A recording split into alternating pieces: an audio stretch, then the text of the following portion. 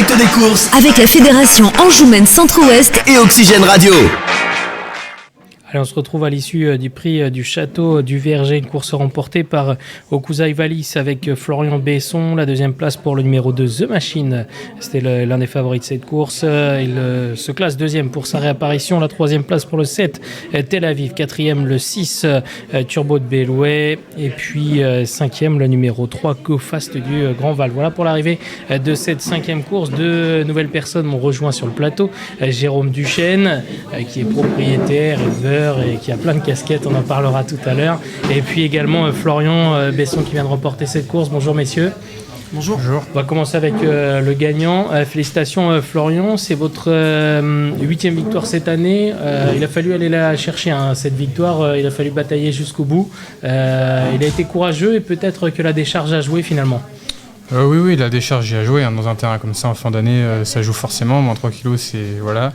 Et le cheval, je le connaissais pas du tout. Mais j'avais beaucoup regardé ses courses. Il a couru qu'à Paris. Compiègne, Auteuil. Donc, c'est pas n'importe quel cheval. Et là, en fait, il redescend. Il arrive en province parce qu'il a déçu dernièrement. Il n'était pas dans le moule. Il retapait beaucoup. Du coup, il perdait du temps. Du coup, à Paris, dans des bons lots, il finissait souvent hors course, 7, 8e. Et là, du coup, en fait, l'objectif, c'était vraiment de l'avoir fluide. Il a aujourd'hui le port des Australiennes qui l'a beaucoup aidé, je pense. Et en le montant en deuxième épaisseur, il a attaqué tous ses obstacles. Et je pense que du coup, le cheval a peut-être repris du plaisir, et reprendre confiance en lui, rattaquer ses obstacles. Et potentiellement, il va retourner à Paris en espérant du coup du mieux grâce à cette course. On va parler un petit peu de vous maintenant. Je le disais, c'est votre 8e victoire cette année, 10 l'an passé, 2021 une année exceptionnelle, 24. Comment est-ce que vous jugez votre début de carrière ? Le début de carrière s'est super bien passé. C'est vrai qu'en 2021, j'ai fait 24 gagnants. C'était une superbe année. J'ai monté 160 courses. Et sauf qu'après, arrivé un accident. L'année dernière, je me suis accidenté de ma vertèbre. D'ailleurs, ici, sur les programmes du Durtal, où j'ai perdu 1 mois et demi. Donc après, le temps de se relancer, j'ai quand même réussi à faire 10 gagnants. Et puis cette année, pareil, je voulais refaire une année assez sympa. Et au final, cette année, c'est mon 8e gagnant parce que je me suis accidenté à Josselin. J'ai eu 2 mois d'arrêt pour avoir des multiples fractures au visage. Je me suis fait opérer là, il y a maintenant 1 mois et demi. Et là, en fait, c'est ma reprise. Ça fait 3 semaines que j'ai repris. J'ai monté une dizaine de courses en 3 semaines et je crois que toutes mes courses, je suis à l'arrivée. Et cette année, j'ai un agent là depuis quelques mois qui s'est mis un peu à ma charge parce que j'arrive bientôt à la décharge, j'arrive au bout. Donc c'était le moment venu. Au début, je n'avais pas vraiment besoin parce que je montais beaucoup pour mon patron. Et là, c'était le bon moment. Donc je me fais une petite clientèle pour l'extérieur. Je continue à monter pour mon patron. Donc je reste confiant pour l'année prochaine. Si j'ai pas d'accident, je vois pas pourquoi j'arriverai pas à retrouver mes années que j'ai eues, quoi. On va parler également de vous. Comment est-ce que vous êtes arrivé dans le milieu chez qui est-ce que vous avez commencé ? Alors moi j'ai commencé en tant qu'apprenti chez monsieur Pascal Journiac où j'y ai fait 4 ans, mais 4 années d'apprentissage. Et puis après arrivé à 18 ans, je me suis dit pourquoi pas changer. Et comme j'avais assez d'expérience, je me suis dit maintenant je peux intégrer une grosse écurie. Et en étant apprenti, je voulais pas intégrer une grosse écurie pour pas me noyer. Donc je suis allé chez monsieur Gabriel Linders, qui est au final pas très loin de chez monsieur Journiac. Et puis avec une grosse centaine de chevaux, il n'y avait pas de jeune jockey en plus, donc c'était le bon moment. Il m'a fait tout de suite confiance. Et puis après, les victoires sont arrivées. Comment est-ce que vous êtes arrivé dans le milieu ? Eh bien, mes parents ne sont pas du tout du milieu, mais j'ai mon oncle, Philippe Besson, qui a été 15 ans jockey, qui a beaucoup monté pour monsieur Margogne et d'autres écuries. Donc je pense que c'est lui qui m'a donné... De le voir faire, ça vous a donné l'envie ? Oui, de le voir faire, et puis du coup d'en entendre parler, parce que c'est un métier tellement prenant qu'on entend tout le temps parler. Et puis du coup, bien évidemment, avec mon papa, on a été le voir sur des hippodromes du Lion d'Angers, tout ça qui sont dans le coin, et ça m'a vraiment donné l'envie. Après, le trot ne m'inspirait pas, le plat, évidemment, mon physique me gênait, donc j'ai dit l'obstacle, et voilà, je ne regrette pas. Et vos parents ont pris ça comment ?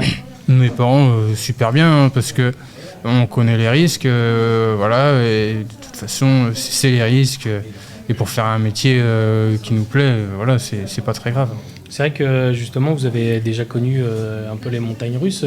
Vous connaissez déjà les côtés, les bons côtés, les mauvais côtés du milieu, hein, puisque en peu de temps, vous avez eu les accidents et les victoires. Bah oui, en l'espace de 8 mois, une vertèbre et puis le visage un peu défiguré, c'est vrai que c'est pas rien, c'est quand même 2 parties vitales, c'est pas comme si on se cassait juste un bras ou une clavicule. Donc ça fait mal, mais au final, une semaine après, on n'a plus mal. Je pense que dans ce métier, c'est plus le moral, parce que du coup, on est arrêté pendant 2 mois, et on se dit, bah mince, je loupe des montres, machin, donc on est frustré.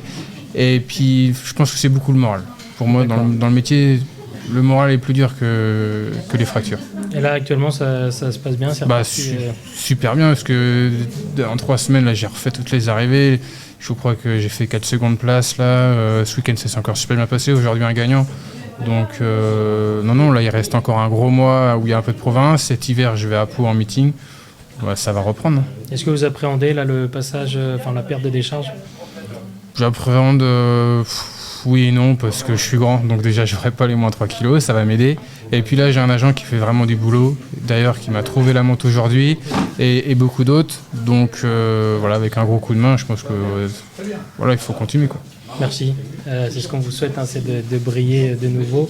Merci d'être passé nous voir et félicitations pour cette victoire. On va parler désormais un petit peu avec Jérôme. Est-ce que vous pouvez nous parler de vous un petit peu, vous présenter? Moi, Jérôme, du coup, ma activité principale, donc moi, c'est pas les chevaux, c'est la vente de literie. J'ai des magasins sous l'enseigne Literie Marché, du coup, sur 5 points de vente différents. Toute la ligne de la Loire, en fin de compte. D'accord. Et après, donc, la deuxième casquette, c'est les chevaux, forcément, avec l'écurie basée à Verne d'Anjou et quelques chevaux aussi en pension chez d'entraîneurs différents, quoi. Comment est-ce que vous êtes arrivé à cette passion? Ouais. Mon père a été éleveur de chevaux, en fin de compte, donc j'ai toujours été bercé avoir des chevaux, des poulains, des poulinières. Et puis j'étais aussi apprenti chez Monsieur Margogne, pareil, de 14 à 17. Et ensuite, moi, c'est le poids, du coup. Trop lourd, donc voilà. Plus de... Donc du coup, vous avez arrêté. J'ai repris l'activité avec mon père de matelas, sommier, ainsi de suite. Et vous êtes penché sur l'élevage et le propriétariat. C'est ça, exactement. Rappelez-nous un petit peu justement l'écurie, la présenter un petit peu. L'écurie, du coup, j'ai un entraîneur particulier, elle est basée à Verne d'Anjou. C'est Mathias Solier, du coup, qui gère tout l'effectif. Casaque jaune et bleu. Voilà, jaune et bleu, donc c'est les couleurs de la nuit, jaune Literie Marché, quoi, avec des étoiles. Voilà, donc c'est lui qui gère principalement toute la carrière de course des chevaux. Et autrement, à l'élevage, ils sont chez Mathieu Hamon, donc à Varade, dans le 44 aussi. Donc on n'est pas loin, on essaie de travailler main dans la main, puis les chevaux font plusieurs stages. On les prend tout petits, donc sous la mère dès le sevrage. D'accord. Et on fait tout chez nous, en fin de compte. Ils ont un petit stage à 6 mois et en plusieurs stages. Pour vraiment pas les prendre avec la force, y aller tranquille et puis tout est fait à la base, quoi, dans le calme. Et combien de chevaux dans l'effectif?